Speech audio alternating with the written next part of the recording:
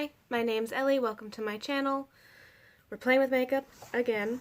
It's overcast and dreary, which is my favorite weather, but it also made me kind of want to do something more cool toned and grungy, but we did blue yesterday, which is the other thing. I was like, oh, I could do a blue look. Just did blue. Normally not a problem, but since I'm filming and uploading and hopefully giving you guys something to do while stuck inside, I thought we'd pull out the Give Me Glow Christmas Morning palette. I did a look using these four on the outer edge, and I want to do it again. So we're going to start with like Under the Tree, probably blend it out with Chimney, do Gifts Galore and Santa Sleigh on the lid, and everything else is down and ready to go, so let's just do it. I did try something else with my eyeshadow today. Not my eyeshadow, my foundation. I don't know if I like it. It was kind of weird. But I put a little extra under my eye just because I know that these shadows are very pigmented and sometimes have some fallout. So I'm starting with Under the Tree and just slowly building it up. I want this on a lot of the lid because of the way Gifts Galore, the like duochrome reddish brown to like greeny blue looks over it. It makes this really, really gorgeous, gorgeous metallic-y green.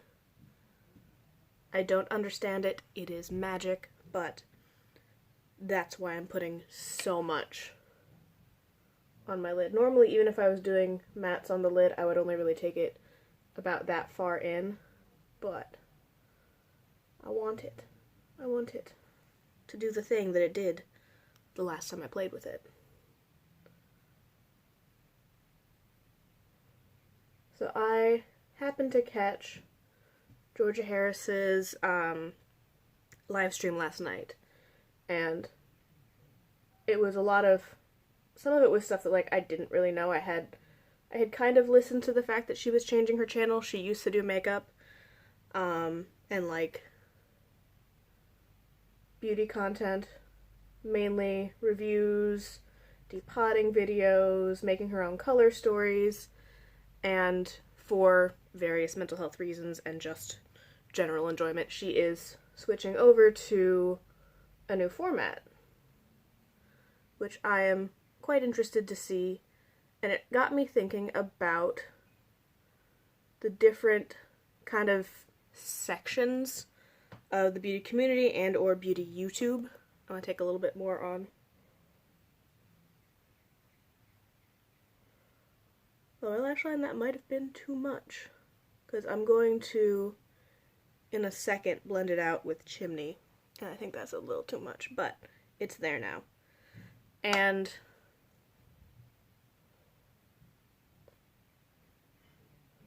she, as well as a lot of people in the comments, were talking about how it's a fine line between, oh, I like doing this for fun, and turning it into a job that really requires a lot of paying attention, a lot of effort, and often doing stuff you don't want to do just to get content up. I'm going to take a fluffier brush with Chimney, and we'll just start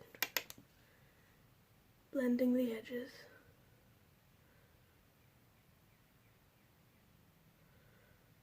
So, I feel like people have a lot of different opinions on what beauty YouTube and the beauty community on YouTube are. And I think that really depends on what you're going for. There are channels dedicated pretty much exclusively to reviews, which can be really useful if you like seeing, you know, new products, new releases. And depending on the creator, you'll see various amounts of information on the product itself.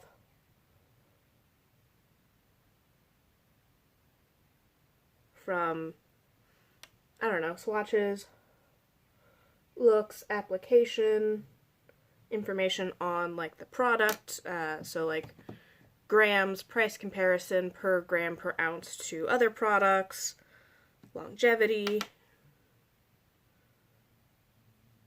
a lot of variety depending on the person, but most channels that are consisting on reviews are churning out a lot of new current products because that is what gets views. So you're going to see products once in a blue moon and probably never again. It's most likely going to be new to market products. Once in a while, sometimes people go in and do more along the lines of, you know, do I still like this product? Does this product live up to the hype, like older products? But that's been largely going away because of the market. Because so many people are doing items that... that's not a good explanation. Okay, so mats are pretty much done. I'm going to pick up Gifts Galore on this brush. Yeah, that's not normally a brush I would use for shimmer shades, but I have had good luck using these types of brushes on the shimmers here.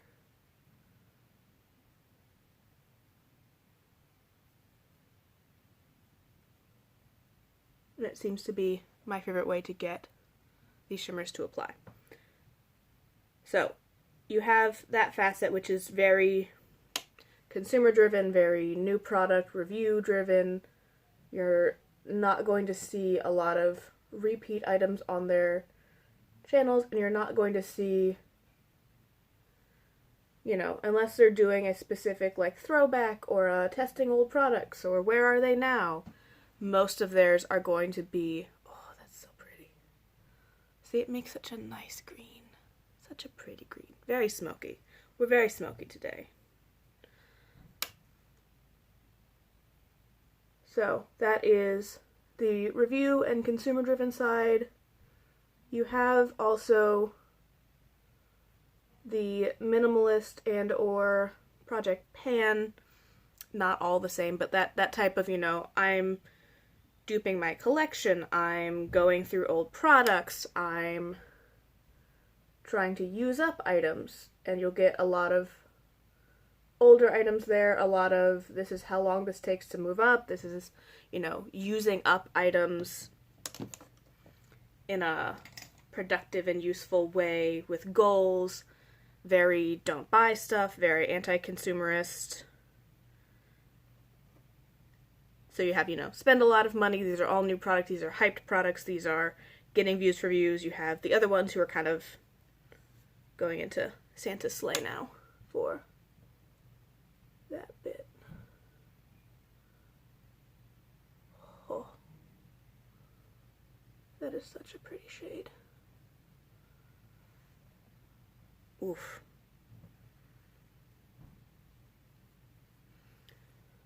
And then you have the other people. You have people who just kind of like makeup, they want to hang out, they might do reviews on products as they get them, they might not, they might do, you know, commentary and, you know, talking about beauty drama, or their opinions on different scandals, and the people that just kind of want to play with makeup and hang out. Some of them lean a little bit more, I like to hang out while doing new products. Some of them, you know, it can vary, but I was just thinking about it, and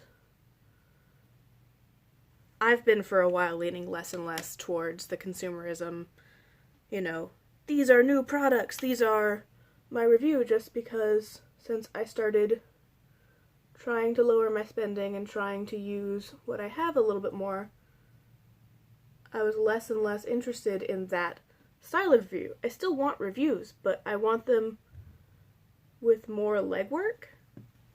And because the channels that are so driven towards, you know, new product, new product, new product, they don't have time to do long, very detailed reviews, which is what I want. I want, you know, I wore this palette for a month plus, and this is my opinions after having worn, you know, this formula in 8 different ways and to X and such number of events, and I've worn it for quick makeup, I've worn it for dramatic makeup, I've worn it, you know, through a workday, through a weekend, through going out. Like, I want to know so much more about the product now than I thought I wanted to back in the day. And with the channels that are, you know, more consumer driven based on, oh, I like how it turned out. Ho ho ho, yes. Very smoky, very pretty. But yeah. So, when one of my people I watch, because I'm more on the likes to hang out and talk about makeup now, less driven towards I got this because I wanted to review it for this reason, for this. So like Nisa Pisa, Abby Williamson, Spooky Lips and Fat Hips kind of goes either way in that she does buy a lot of makeup and do a lot of reviews, but I also don't think she's gonna stay that way forever. I think she's kind of inching towards I'm buying what I want to use and I'm going to talk about it, whether it's new or old. I think Annette of Annette's Makeup Corner is the closest I have to consumer driven content. She does a lot of, you know, first impressions, reviews, but even then she's doing quite a few looks. She's doing her application process on camera, and she's covering mainly indie brands from what I've seen, which I appreciate because there's a lot of people not leaning into the indie brand. Most of the consumer-driven channels are, that sounds really weird, but that's, I feel like it's, you know, consumer-driven, selling products, doing no reviews to get views and stay at a certain point, and really likes reviewing and new products and that, which is fine. That's what some people like to do, but it's very makeup as a job. Like, if you were an editor of a magazine and you needed to get so many new products, you know, reviewed and profiled to pump them out for, you know, 10 favorite items for spring, you'd need to be looking at a bunch of new items because nobody wants to hear as much about the old items. They've all heard about them. They've been covered in old issues of the magazine. People want to read about the new thing. Yeah. Again, very rambly. Metaphors, much mixed. It's fine. It's surprisingly hard to, like, keep everything straight in the what you want to talk about while doing your makeup. You think I'd get better at it? Not getting better at it.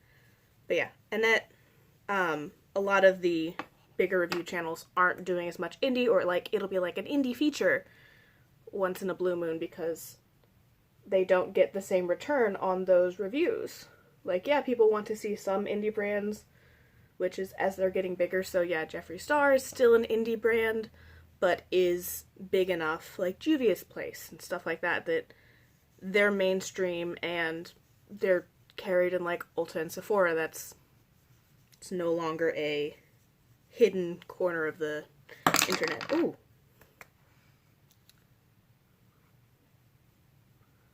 So yeah, she does a lot of reviews, a lot of first impressions, or like makeup challenges with new products, but they're mainly indie, which is good because I like to see things about indie brands. I follow a lot of indie brands on Instagram, but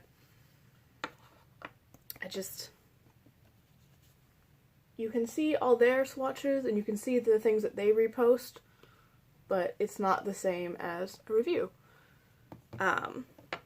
Kitschnitch and Just By the Makeup do some reviews and or like makeup recaps on I've been using this for a week, for a month, for whatever, and give those types of reviews, which are not always new products. Some of them are because, you know, They also do beauty news, which is new products and stuff that I like to watch as well.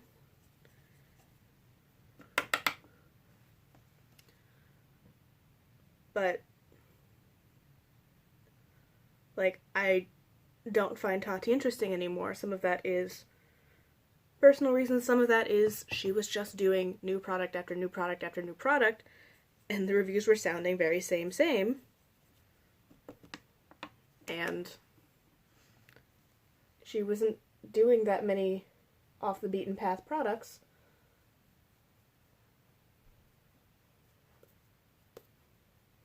And you can only watch the same types of, oh, Urban Decay has a new foundation. I wonder if it's just like their other foundations. And generally it was. But yeah. No, why am I saying but yeah? I didn't make any clear arguments.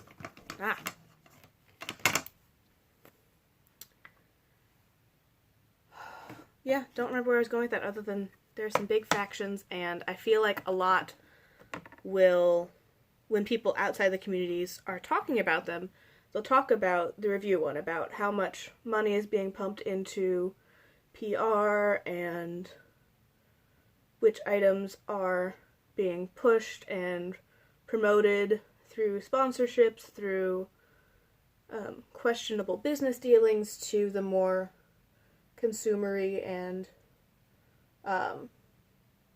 product-driven channels. Whereas there's really cool people doing fun stuff. Some of them are buying new products and talking about them. A lot of times they're just using makeup in fun ways. Oh, Teresa is Dead does a lot of reviews, but she also leans, in my opinion, more into indie brands. And she's fun.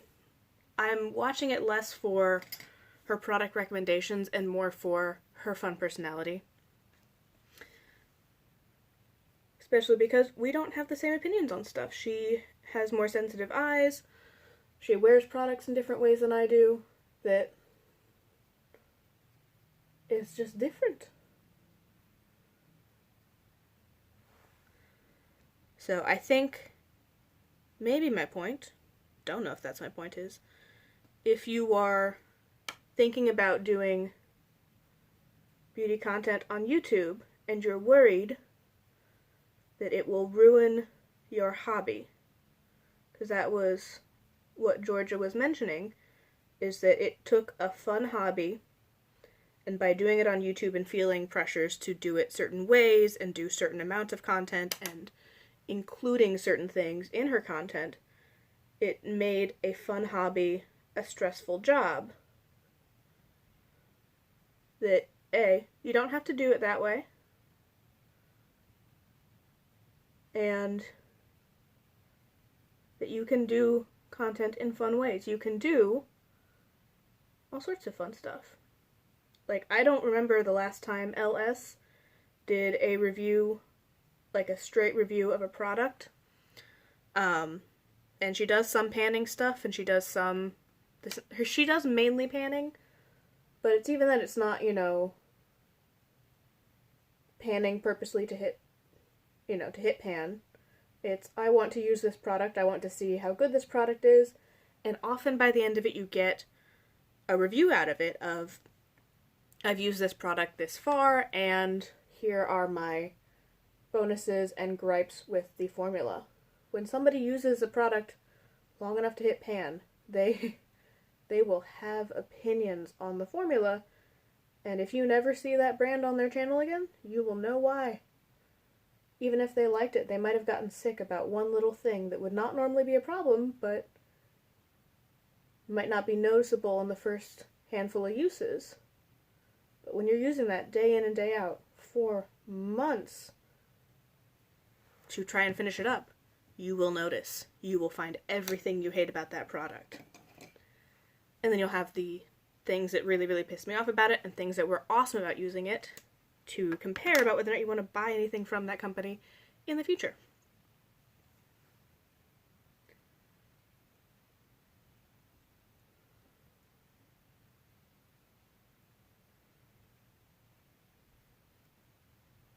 So you can change what you're doing, because LS used to do a lot more strictly panning project stuff, and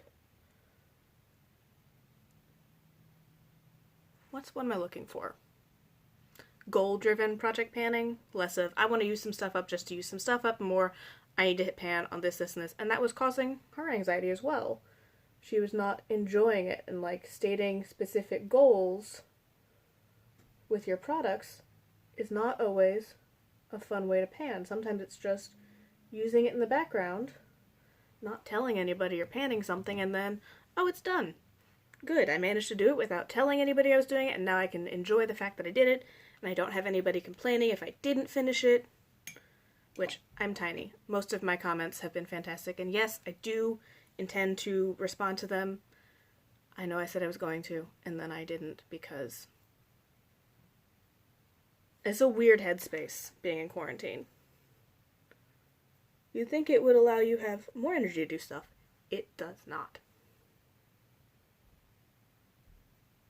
Oh, and Missouri's quarantine is supposedly extended indefinitely to be rediscussed mid-May. So, I'm gonna have to find a lot more things to do. I have been working out. And I do want to, like, at least pick one day a week that if I haven't responded to anything by then, I will go in and look at the comments. So hopefully, by the time I put this up, I will have responded to some comments. Who knows? Brows are on. I think we can get away with Star.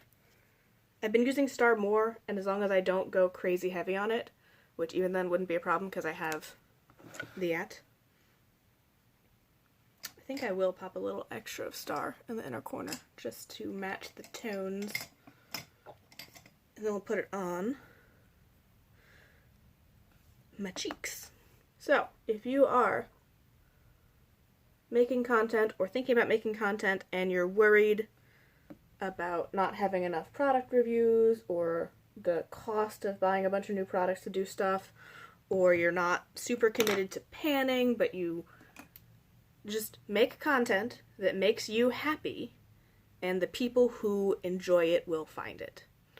Like, I'm sure there's a ton of people that left Georgia's channel because she's not making makeup content anymore. She's not going to. She's still going to use makeup and wear makeup, but it ruined her fun to try and think of it as a job. And she's mentioned a little bit here and there about her shopping addictions. And, you know, end of the story was just that it's not good for her mentally to have that, and to have that type of a incentive to buy while trying to not do very stressful shopping habits.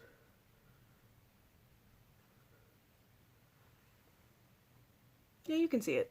So if we go lightly, you get a little bit of like a lilac-y silver thing happening.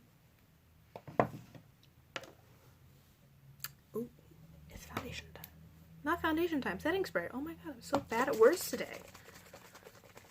See, that's what happens when I try to like have a plan and something I want to talk about, but I don't have an end goal. I just ramble and cover half of a project and don't finish it.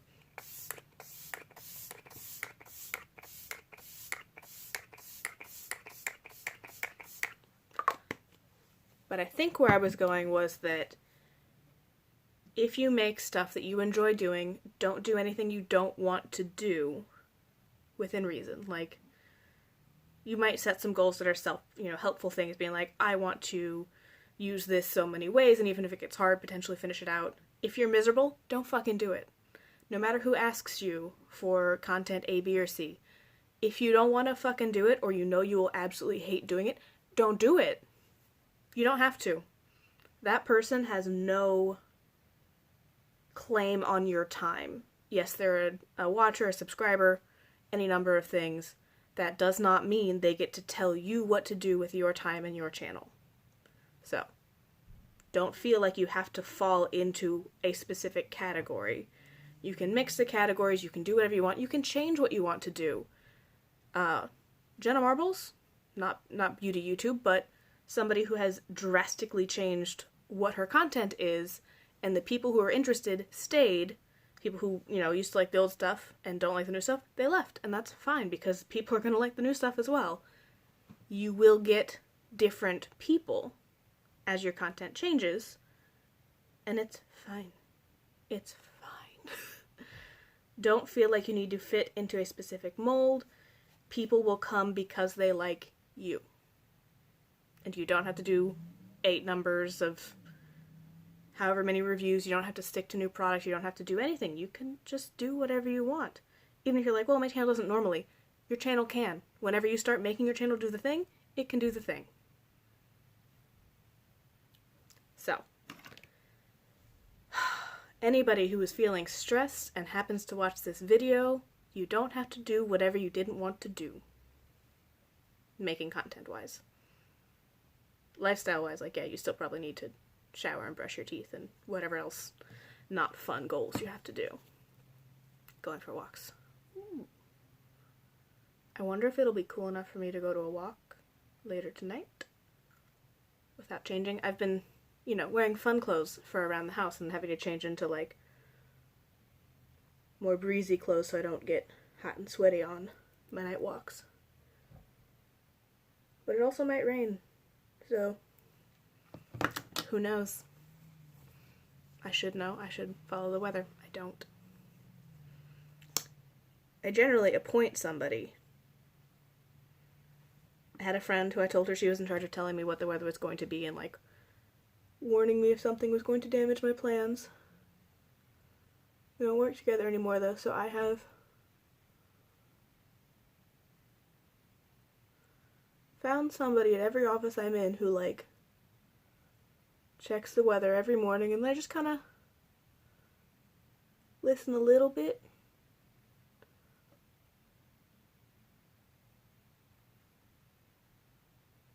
If you've noticed, the people who check the weather every day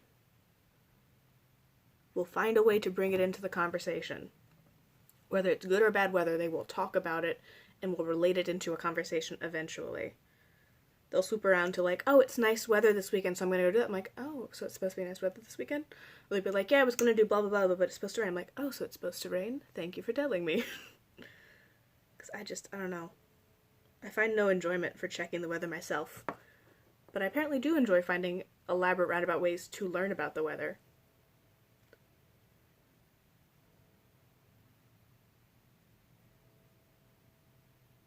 But since I'm at home, I don't track it that much. Once in a while my mom will say something about the weather and I'm like, good thing I know that now, despite the fact that I'm inside most of the day, because quarantine. It's not like I'm going to be stuck somewhere and surprised by the weather, because I'm not going anywhere.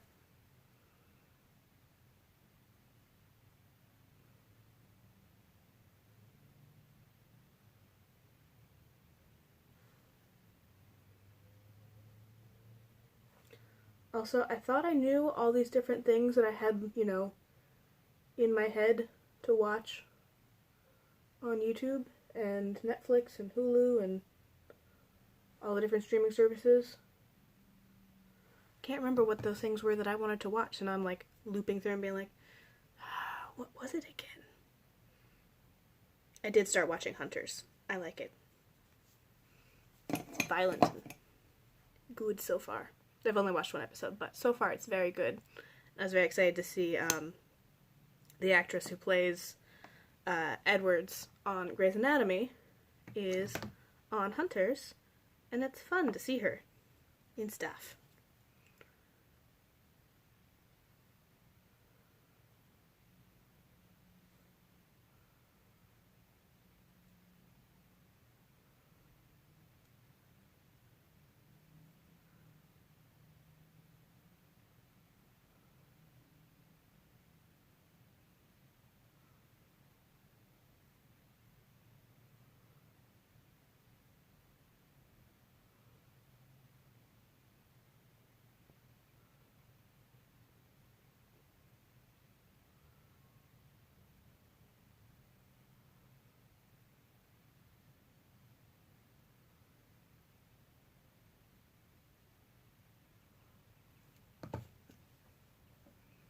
do really like the green. Such a pretty green. It makes this metallic green that I really like, that shade of deep but very shimmery, just forest green I wanted. And all the ones that I have are slightly too light, slightly too blue.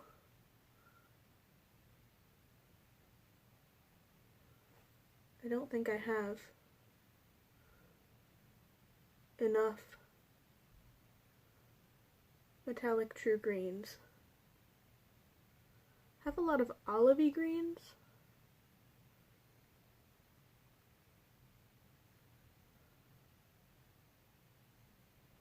And like teals. Teal was a big color for a while. Which I do like teal too, but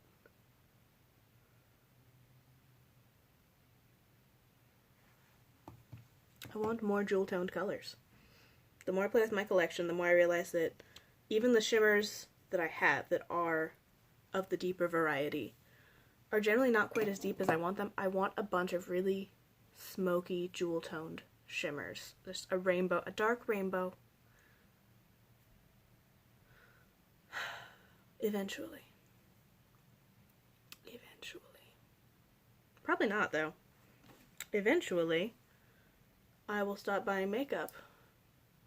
Or I will have all the colors I can think of, or I get tired of it, or I run out of a room in my budget for it, or I stop wanting colors. Or I will finally perfect the trick of waiting X and such amount of time before buying a new product, and then I will stop buying things because I will keep waiting and then getting bored of the thing and then putting another weight limit on a new thing and just tricking myself over and over again into not buying makeup. Oh, I have to pick a lipstick now.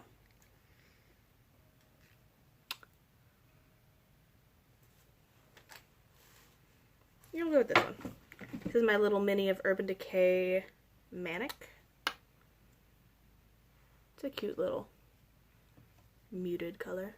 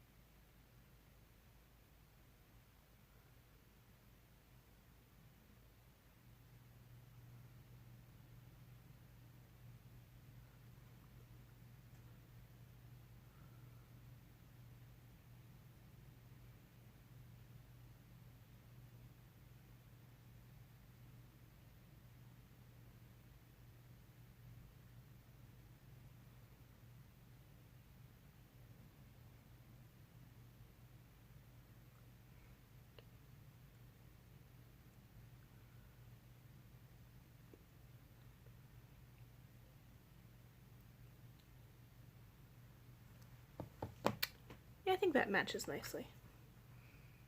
Adds a little bit of normalcy in an otherwise very smoky face. Yeah. So, that is one of the cool toned looks out of the Give Me Glow Christmas Morning palette. I also like just these two together. They make a nice look. Ooh. Eventually I'll have to do this quad. See, that's what I like about pulling out stuff that... This is technically old. This was new over a year ago. This is new to my collection several months ago.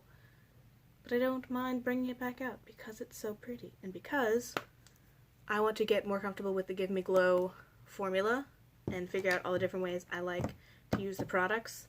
So when I see their things pop up, because they do put up some really, really pretty color stories. Like the olive palette and the vintage rose. I kind of want them, but I want to get to a point where I'm super confident on how I would use all the different tones in it before I buy makeup, since I'm trying to buy less makeup and to buy more indie brands. So this does qualify as indie makeup. I think that one of the big things that stops me from buying more from them is because their formula has required a little bit of play and exploration to get just where I want it to be, or how I like to apply it and not have as many issues. And I want to get that fucking Halo highlighter so badly, but it's always sold out when the palettes that I want are in stock, and when it's in stock, the palettes I want are out of stock, and I don't want to do a bunch of, I want to do as few orders as I can. Because, you know, it costs extra shipping money. Oh, also, VIB sale for Sephora is coming up. I'm not trying to buy a ton from Sephora because I'm not the happiest about how they're treating employees or getting rid of employees in the pandemic.